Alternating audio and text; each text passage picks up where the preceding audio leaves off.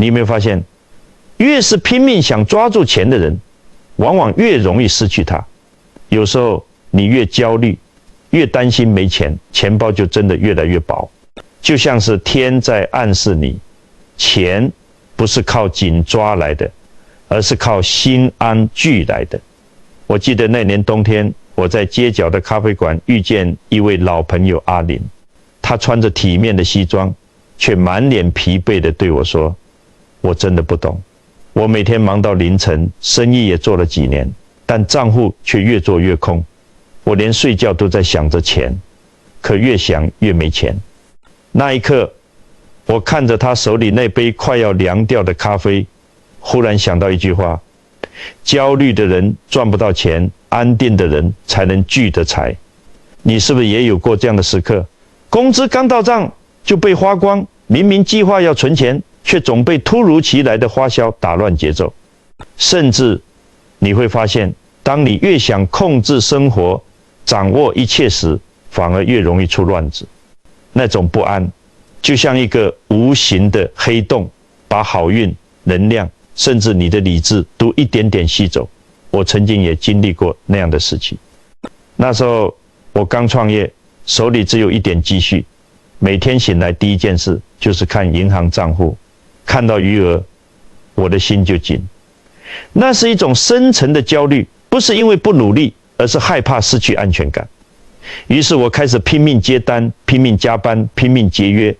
可奇怪的是，越是这样，钱越留不住，项目拖延，客户赖账，甚至连朋友借的钱也收不回来。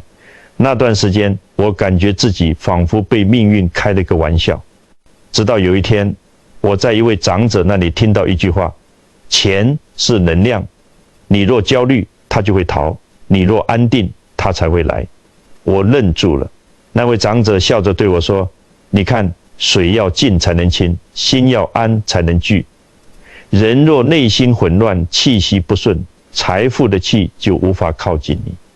那一刻，我突然想起很多人，他们有能力，有勤奋，有梦想，却总是在求财不得的循环中打转。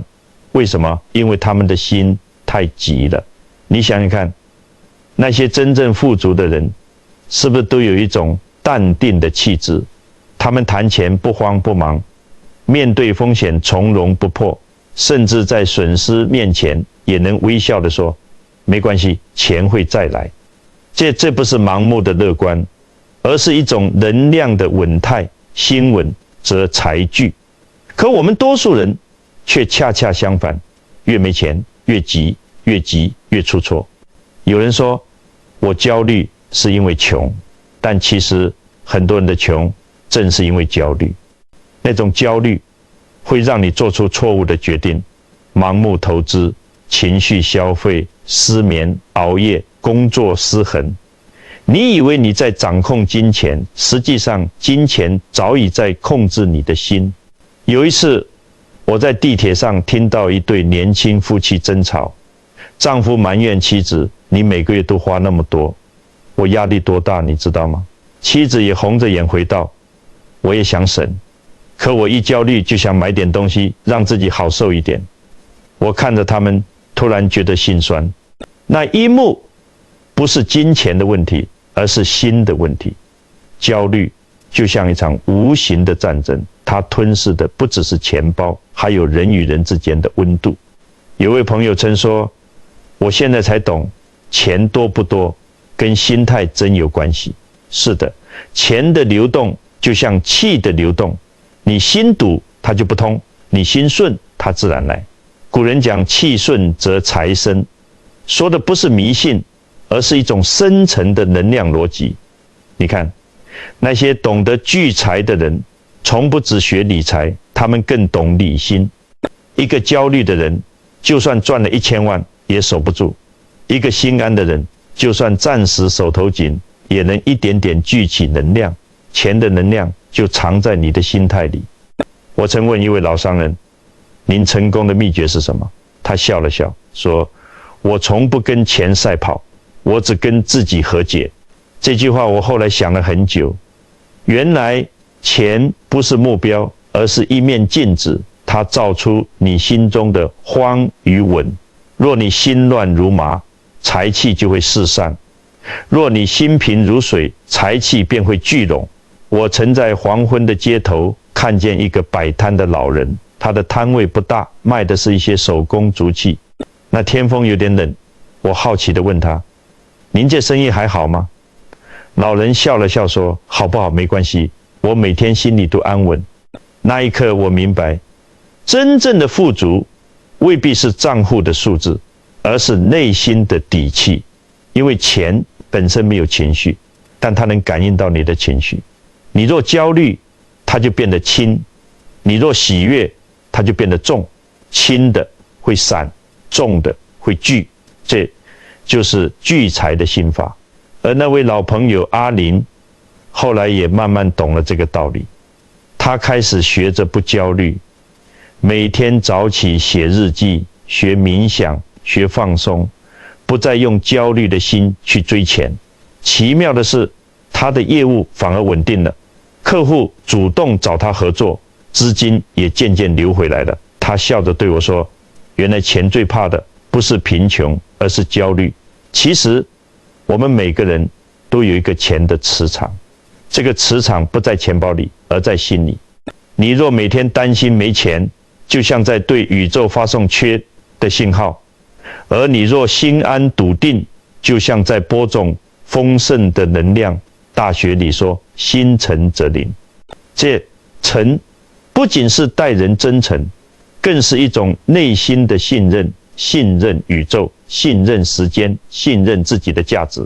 你若信，钱就信你；你若慌，钱就远离你。所以，真正的聚财，不是技巧，而是心法。心稳则财聚，心散则财散。亲爱的你，如果你也正在经历这样的阶段，钱不够用，压力太大，夜里常常失眠，请你先别慌，坐下来深呼吸，让心安一点。你会发现，当你的气息慢下来，生活的节奏也会跟着变顺。钱不喜欢焦虑的地方，它喜欢有温度、有信任的空间。你越想抓，它越跑；你越放下，它越靠近。这是宇宙最温柔的法则。所以下一次当你再因为钱焦虑时，请轻轻对自己说一句：我值得富足，我正在丰盛的路上。当你心中的能量改变，外在的世界也会随之改变。你若也正在经历人生的考验，留言区写下：心安则福至，聚气自生财。愿你安然无惧，福泽长流。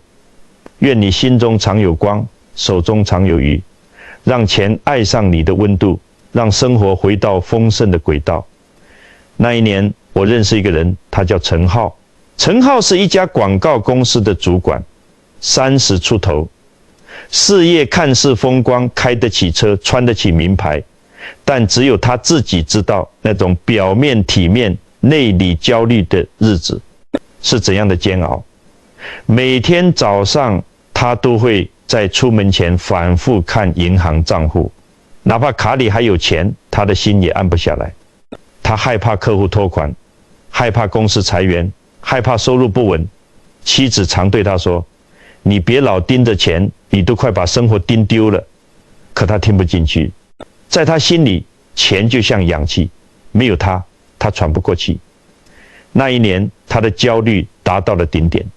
公司接了一个大项目，但因为客户临时变更方案，预算缩水，他的团队奖金被全部取消。陈浩当场拍桌子，愤愤地说：我拼成这样，凭什么总是吃亏？那天晚上，他一个人走在街上，冬夜的风像刀一样割着脸。路过便利店时，他看着货架上一瓶10几块的咖啡，却犹豫了5分钟。那种想要却不敢的感觉，让他第一次觉得自己活得多么可怜。回到家，他在客厅摊开账单，越看越烦。孩子要交学费，房贷要还，车子保险快到期。他捂着头，深吸一口气，心想：我真想离开这一切，什么都不要了。就在这时，他的手机震动了一下，那是一条朋友发来的信息。我在杭州见到一个人讲钱的能量学，特别神奇。陈浩苦笑，能量学又是那种骗人的课吧？但那晚他失眠了。凌晨3点，他点开了那个讲师的视频，视频里讲师说了一句让他心头一震的话：焦虑是钱最怕的频率。你越怕没钱，钱越远离你，你越安心，钱就越愿意留下来。陈浩愣了半天，那一刻他仿佛被什么击中了。他突然想起自己这些年拼命想留住钱，却从没想过留住能量。他明白了，也许自己该换一种方式生活。第二天，他做了一件从没做过的事，他请了一个下午的假，他去江边散步，没有带电脑，没有刷手机，只是让风吹着脸，很久没有这样。他感到胸口的一块石头慢慢松了。那一刻，他心里浮现出一个词：放下。晚上回家，他没有再去看账单，他坐下来陪孩子画画。孩子画了一只太阳，他问爸爸：太阳为什么会发光？孩子说：因为他不怕黑呀。那一刻，他心里一颤：是啊，我怕黑太久，忘了我也能发光。从那天开始，他给自己定下一个新习惯，不再焦虑未来的钱，而是专心过好今天的事。他每天写一页感恩日记，不论多小的事。今天客户愿意听我提案，今天阳光很好，今天我没因为钱发脾气。刚刚开始，他觉得自己像在自欺欺人，但1周后，他发现奇怪的变化，同事更愿意和他合作了，客户也主动约他喝咖啡，他说话变得平静，连笑容都多了。后来他升职了，不是因为他拼命加班，而是因为他整个人的气场变了。上司对他说：你现在讲话有力量，让人信任。他笑了笑，可能是因为我现在不和钱较劲了。几年后，他再次谈起那段经历时，语气温和的像一杯热茶。他说：我终于懂了，钱不是我拼出来的，是我心静后才流进来的。古人也曾有过这样的觉悟。宋代的苏轼一生起落跌宕，几度被贬。有人问他：你不怨吗？你那么有才华，却屡屡被贬官。苏轼笑着说：我本无异于官位，天将我放逐，不过是让我看更大的风景。那一刻，他放下了名利的焦虑，于是他在黄州写下《定风波》：莫听穿林打叶声，何妨吟啸且徐行。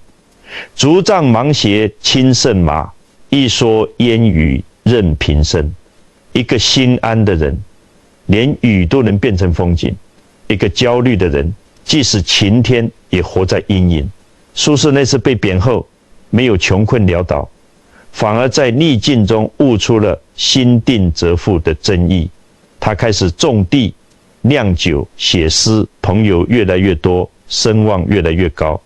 他用心换来的财气，不是黄金白银的那种，而是一种命的丰盛。你看，不论古今，规律都一样。焦虑让人失去智慧、平静，让人吸引丰盛。庄子有言：君子之交淡如水。其实不只是交友如此，人与钱的关系也应当淡如水。水不急故人流，人不慌故人惧。很多人问我：老师，难道要我们不在意钱吗？我笑着说：不是不在意，而是要学会安然。当你安然看待钱，钱才会安然待你。当你放下焦虑的所求，你才真正有力量去创造。有人说钱是冰冷的数字，我却说钱有温度，它喜欢流动，喜欢被善用，喜欢被祝福。你若带着恐惧握它，它会变冷；你若带着爱使用它，它会回流。钱不喜欢紧张的手，它喜欢稳稳的、温柔的、信任的手。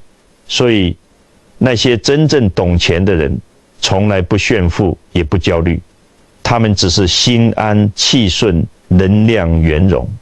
我记得陈浩最后跟我说，有一天我在发工资的时候，忽然想起你说的话，钱是流动的爱。于是我决定发薪水那天，我要带员工去吃饭。他笑着说，那天他们都很开心，回到公司效率变高，业绩也提升了。那一刻我明白了，钱喜欢被分享，喜欢快乐的能量。他轻声补了一句，原来钱不是用来抓的，是用来让心更自在的。所以朋友啊，当你觉得越忙越穷时，不妨停下来问问自己，我的心是在流动还是在紧绷？我的能量是丰盛还是匮乏？你不是没有钱，你只是还没学会与钱交心。当你和钱的关系从焦虑变成温柔，从控制变成信任，你会发现钱早就在你身边，只等你心开的那一刻。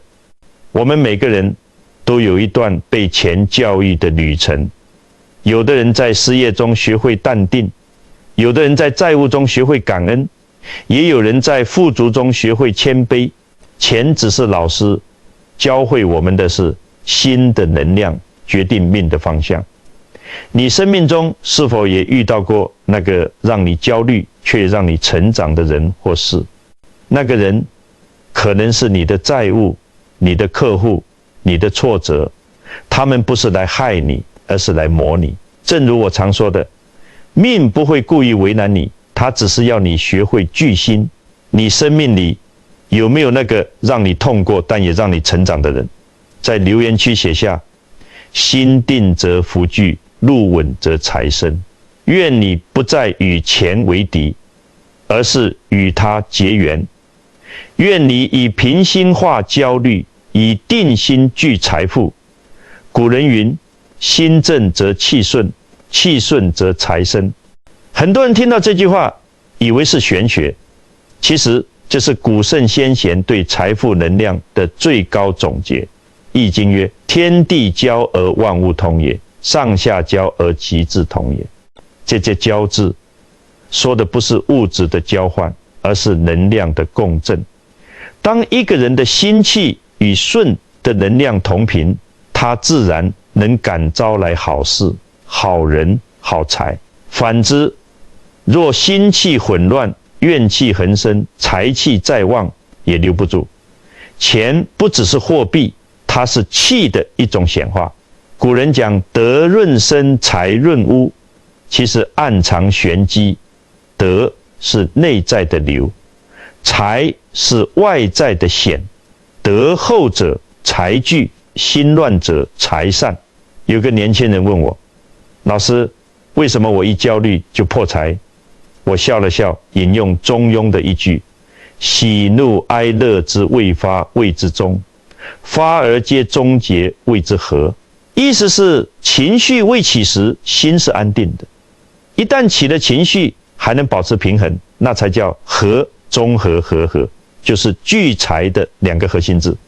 你想想看，一个人心若焦躁，做决策就容易失衡，买基金冲动，创业盲动，花钱情绪化，结果必然是破财。可若一个人能在风浪中守中，在诱惑中存和，那么他身上的气就稳，稳则财聚。所以易经又说，君子以静制动，以正求财。这不是要你消极，而是教你用心的静去驾驭钱的动。心若乱，财走散；心若定，钱自来。你看王阳明在农场悟道之前，也是极度焦虑的。他考不取功名，被贬到贵州瘴气之地，病得几近死。他问天：我命为何如此？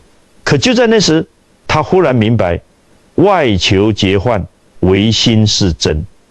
那一刻，他不再追求名利，不再怨天尤人，而是转而向内看见自己的心。于是，他提出了那句震古烁今的话：心即理也。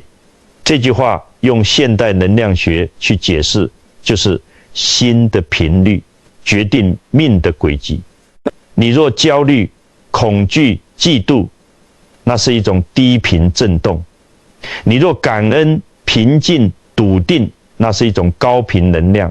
钱是高频的流动能量，它只会停留在与之同频的人身边。道德经也说：虚其心，实其腹，弱其志，强其骨。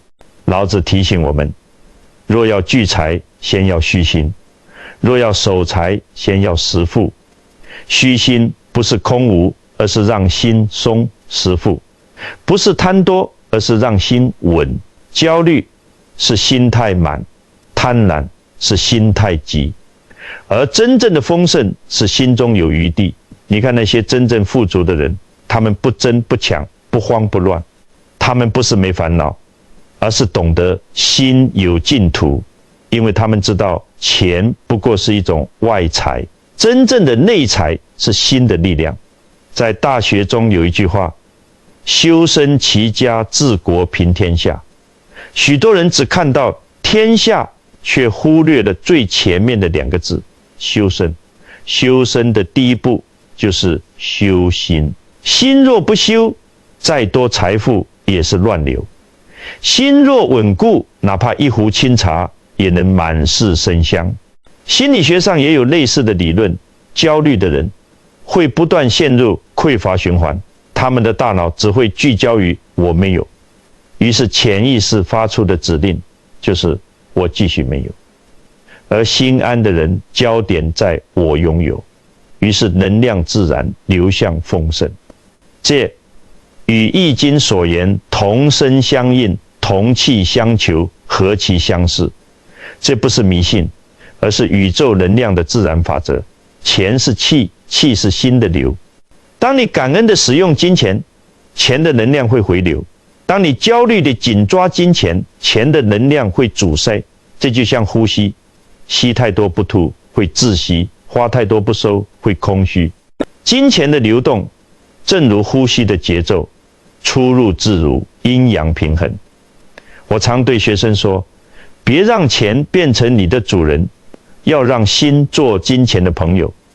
你若对朋友太紧张、太计较，这份关系迟早破裂；你若对钱太执着、太焦虑，它自然离你远去。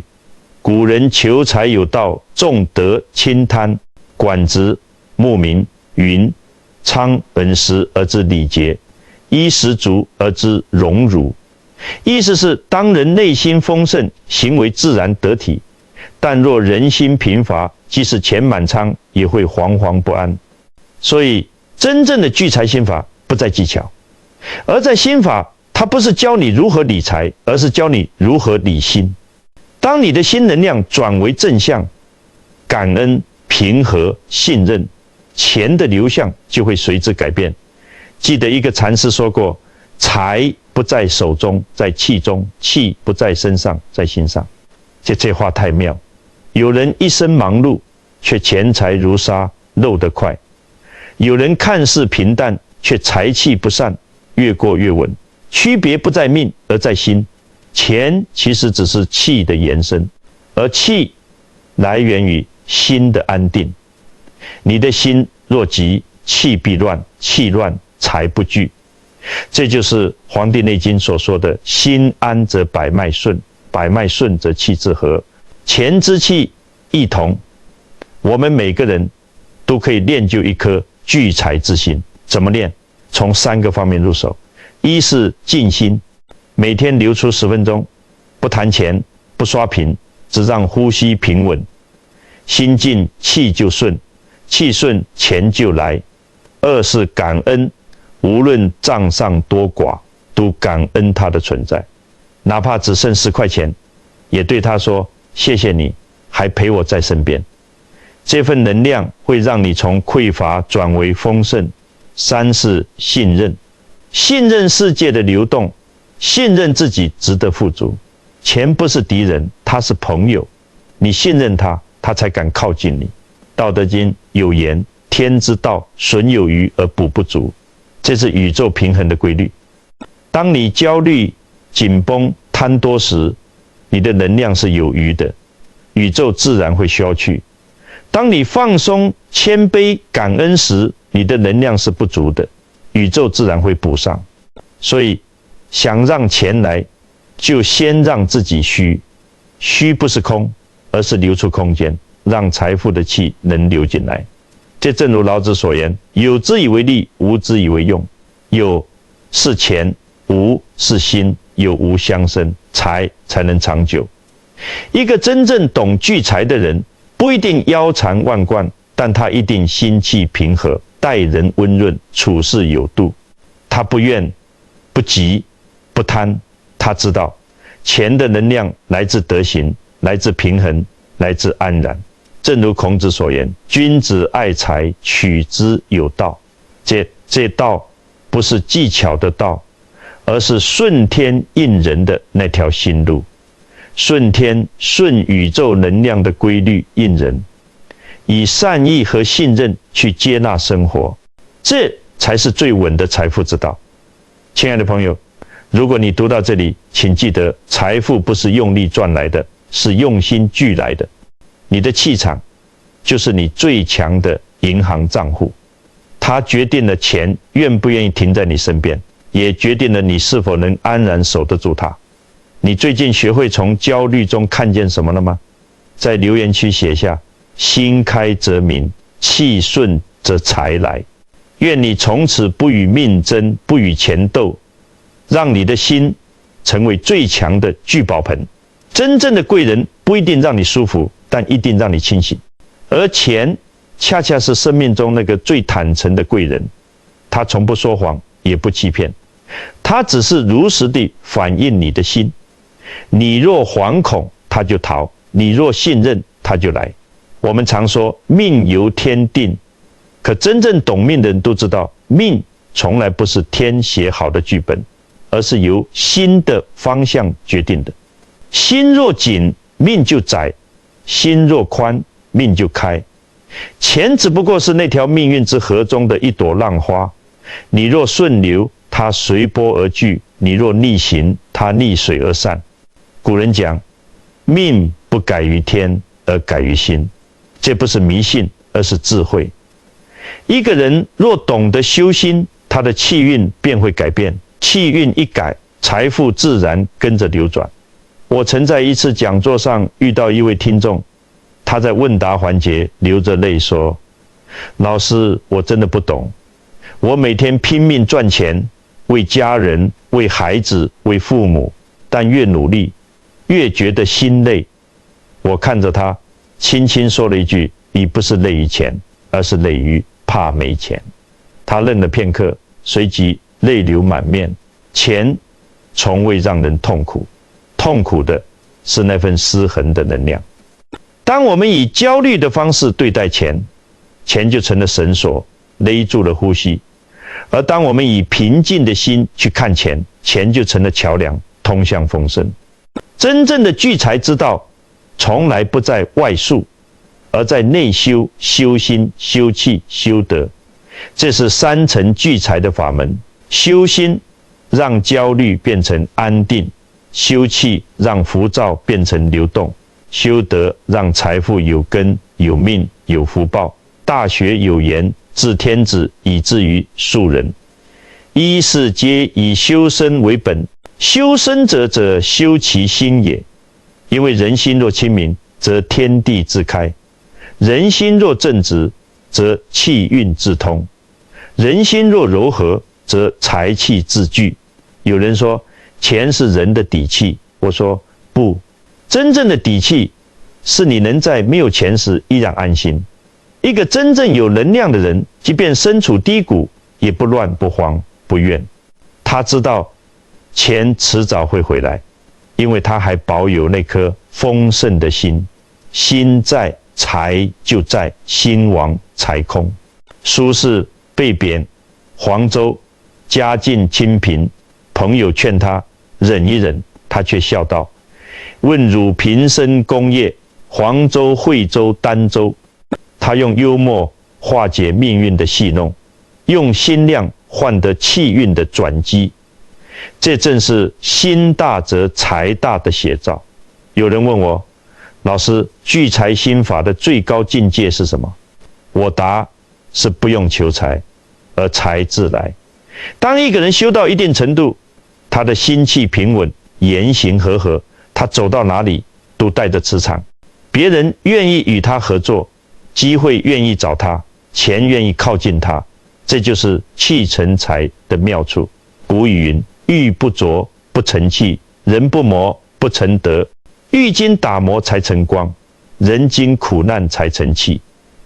人生的贫与富，皆是修行的课。贫叫你谦卑，富叫你懂得分享，失去叫你看透，拥有叫你懂得珍惜。若你能在每一个阶段都用平静的心去体会，你就会发现，钱的流动其实是生命在与你对话。